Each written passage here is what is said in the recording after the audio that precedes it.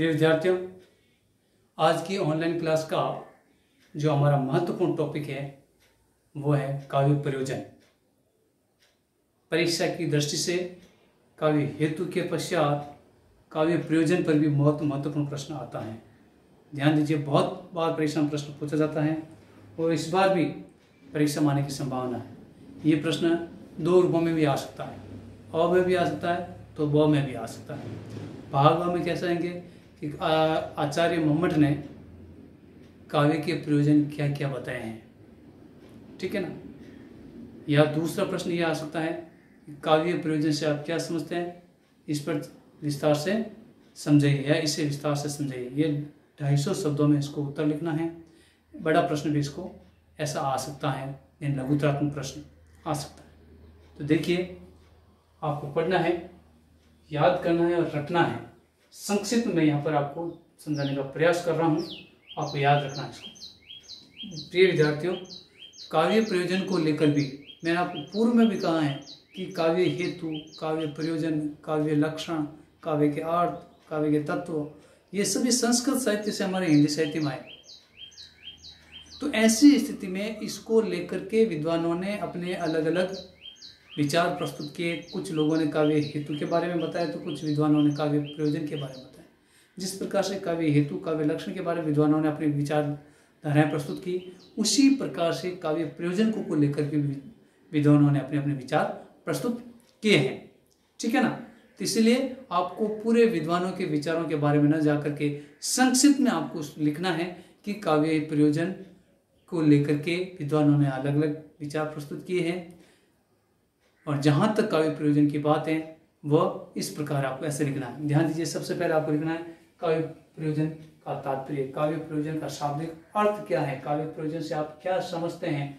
तो छोटा सा प्रश्न कह सकते हैं, काव्य प्रयोजन का तात्पर्य यानी काव्य रचना का उद्देश्य या काव्य रचना के बाद में प्राप्त होने वाला लाभ।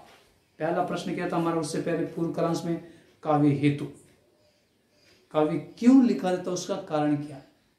अब ये प्रश्न ये बन रहा है, यहाँ पर ये प्रश्न बन रहा है काव्य प्रयोजन क्या, यानी काव्य आपने लिख दिया और लिखने के बाद में आपको क्या लाभ होना, क्या लाभ होगा, क्या बेनिफिट होगा, क्या आपसे फायदा होगा, इससे संबंधित ये प्रश्न परीक्षा में बहुत बार प्रश्न पूछा जाता है। तो काव्य प्रयोजन का मतलब ये होता है किसी काव्य की रचना लिखने के पश्चात जो लाभ होता है या उससे क्या फायदा होता है, उसे काव्य प्रयोजन कहते हैं।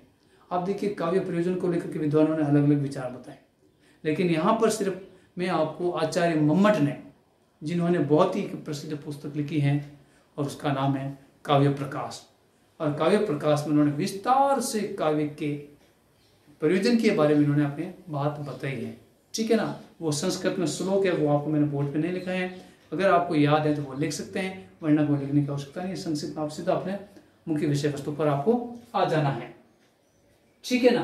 तो देखिए, ध्यान दीजिए, आपको काव्य लिखने का उद्देश्य, ये काव्य किस उद्देश्य से लिखा जाता है या पढ़ा जाता है, ठीक है ना, अर्थात इसी का मतलब काव्य प्रयोजन इसको कहते हैं। देखिए, आचार्य मम्मट ने अपने पुस्तक में काव्य प्रयोजन के 6 प्रयोजन बताए। काव्य प्रयोजन, जो काव्य प्रयोजन है उसके 6 बातें बताई है। कि काव्य व्यक्ति काव्य का प्रयोजन, काव्य क्यों लिखता है, उससे क्या लाभ होते हैं, 6 लाभ इन्होंने यहाँ पर 6 लाभ की चर्चा की है।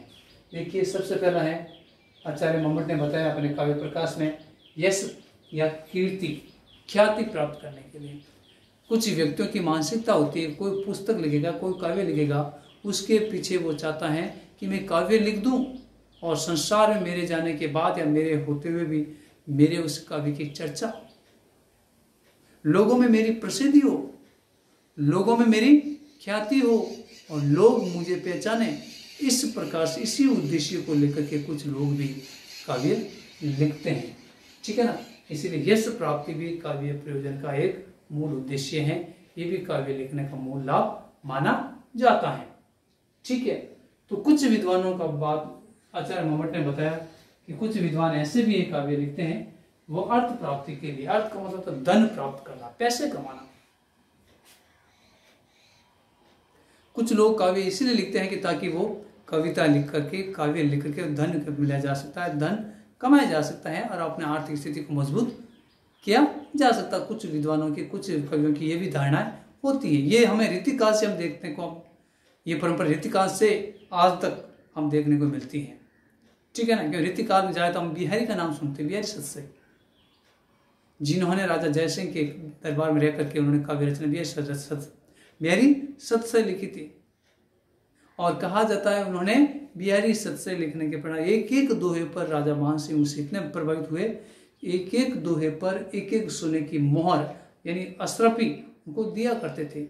तो यहाँ कवि का जो मूल उद्देश्य काव्य लिखने का है या काव्य का प्रयोजन है वो धन प्राप्ति है। आज वर्तमान में भी हम देखते हैं कुछ कवि लोग होते हैं, ठीक है, जहाँ जहाँ पर भी कवि सम्मेलन होते हैं वहाँ पर उनको आमंत्रित किया जाता है और वो वहाँ जाकर बढ़ चढ़ करके भाग लेते हैं और वहाँ पर अपनी अनेक प्रकार अनेक विषय वस्तु से संबंधित कविताएं प्रस्तुत करते हैं और कविता प्रस्तुत करके अपनी वाहवाही लूटते हैं और वाहवाही के साथ साथ उनको धन की प्राप्ति भी होती है। इस प्रकार से काव्य प्रयोजन का दूसरा लाभ यह है उसको धन की प्राप्ति होती है। तो आचार्य मम्मट ने काव्य के प्रयोजन का तीसरा जो लाभ बताया है और वो है लोक व्यवहार का ज्ञान। क्या होता है बच्चों?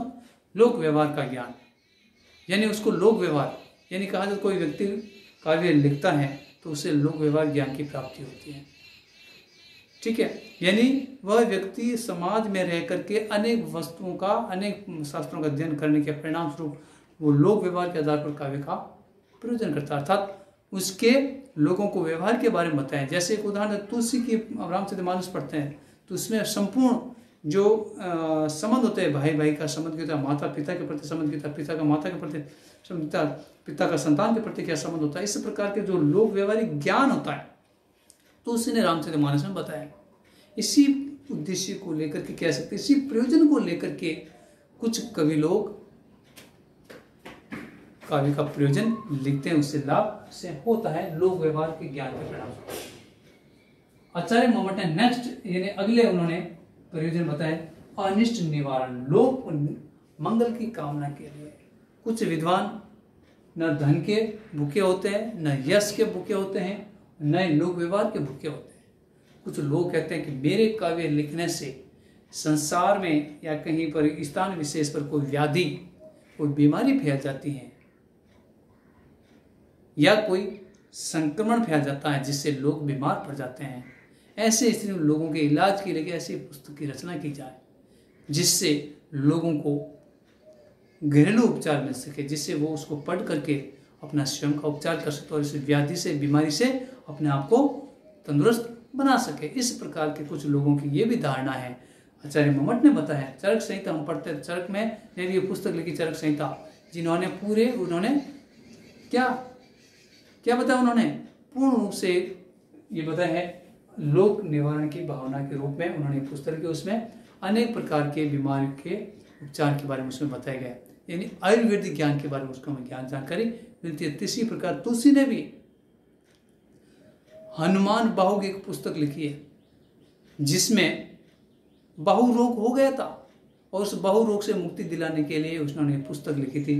इसलिए अनिष्ट निवारण के लिए अपने प्रभु को समर्पित करते हुए ये पुस्तक, हे प्रभु संसार में अनेक प्रकार की बीमारी फैल रही, इसलिए आप इसको निवारण करना है। तो तुलसी ने इसी प्रकार एक मयूर पुस्तक भी लिखी थी, मयूर नामक कवि ने भी, जो लोक निवारण की या अनिष्ट लोक मंगल की कामना के रूप में।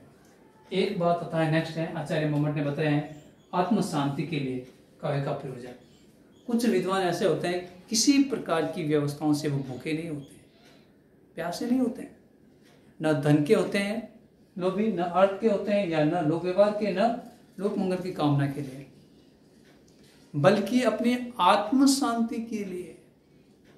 तो उसी एक जगह रामचरितमानस में लिखते हैं, मैं जो रचना लिखता हूँ आत्मा स्वतः सुखा है, यानी मैं जो रचना लिखता हूँ जिससे मुझे आत्मा से शांति मिलती है, मुझे सुकून मिलता है, मेरा मन प्रफुल्लित होता है, इसलिए मैं पुस्तकें लिखता हूँ, इसलिए मुझे इससे लाभ होता है पुस्तक लिखने के परिणाम स्वरूप। इसलिए आचार्य मम्मट ने बताया है कि कुछ विद्वान काव्य रचना के उद्देश्य के बाद में उसको लाभ होता है वो आत्म शांति के लिए, ठीक है ना। और नेक्स्ट है कांता समित उपदेश। बहुत अच्छी बात है, बहुत अच्छी बात है, ध्यान दीजिए। कुछ लोग इसमें मम्मट ने बताया है कि कोई व्यक्ति अपनी बात को मनाने के लिए, कोई व्यक्ति अपनी बात नहीं मानते हैं तो किसी व्यक्ति विशेष की कमजोरी को समझ करके अपनी बात को समझाते हैं।